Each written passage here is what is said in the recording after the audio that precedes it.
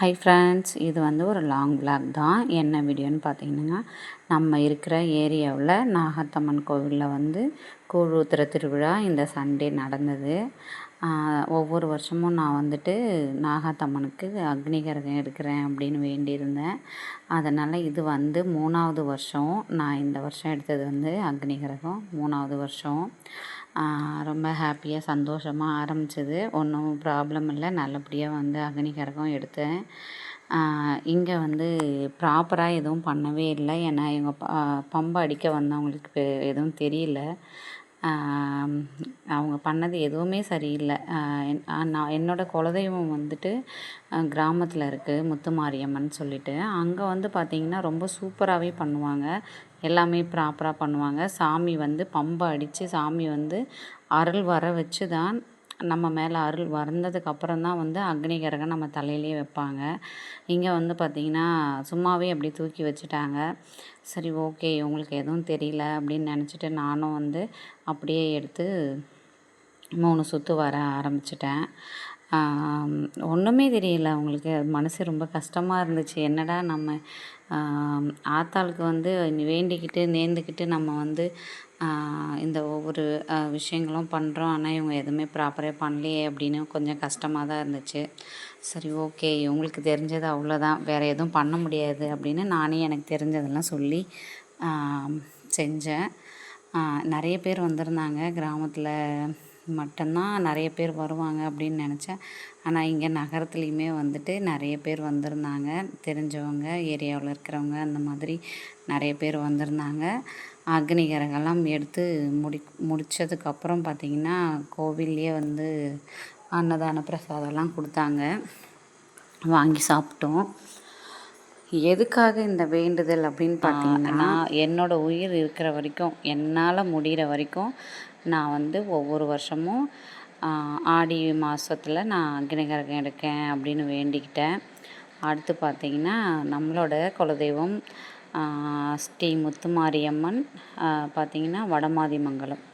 அது எங்கே இருக்குதுன்னு பார்த்தீங்கன்னா, போலூர்லேருந்து ஒரு 15 கிலோமீட்டர் தூரத்தில் இருக்குது. ஒவ்வொரு வருஷமும் ஆடி முடிஞ்சு ஆவணி மாதம் நாங்கள் கிளம்பிடுவோம். அங்கே ஆவணி மாதம் திங்கக்கிழமையே போயிடுவோம். அங்கே ஃபஸ்ட்டு நாள் அம்மனுக்கு தாலாட்டு, அம்மன் பாட்டெல்லாம் பாடி அம்மனுக்கு தாலாட்டு வைக்கிறாங்க. அவங்க அங்காளம்மன் சாங் ஸ்பெஷலிஸ்ட். அவங்க பேர் அந்த அண்ணா பேர் என்னன்னு பார்த்தீங்கன்னா ஜெயக்குமார். அந்த அண்ணா பேர் ஜெயக்குமார். அவங்க அங்காளம்மன் சாங் பாடுறதுல ரொம்ப ஸ்பெஷலிஸ்ட்டு. போன வருஷமும் வந்திருந்தாங்க. இந்த வருஷமும் அவங்க தான் வரப்போகிறாங்க. ஒரே ஹாப்பியாக சந்தோஷமாக இருக்குது. அதே மாதிரி நம்ம அம்மனுக்கு நேர்ந்துக்கிட்டு ஒவ்வொரு விஷயங்களும் செய்யும்போதுமே ரொம்ப ஹாப்பியாக சந்தோஷமாக இருக்குது. எல்லாரும் அவங்கவுங்க ஃபேமிலியில் அவங்க இஷ்ட தெய்வம், குலதெய்வத்துக்கு நல்லபடியாக வேண்டுதல் வச்சு செய்யுங்க.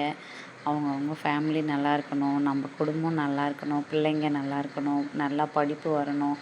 இந்த மாதிரி நமக்கு தேவையானது என்ன வேண்டுதலோ அதை வச்சு நம்மளோட நேர்த்திக்கடனை நிறைவேற்றணும். அப்படின்னா கண்டிப்பாக நம்ம குடும்பம் செல்வம் செழிப்போடு நல்லா இருக்கும். இது என்னோடய நம்பிக்கை.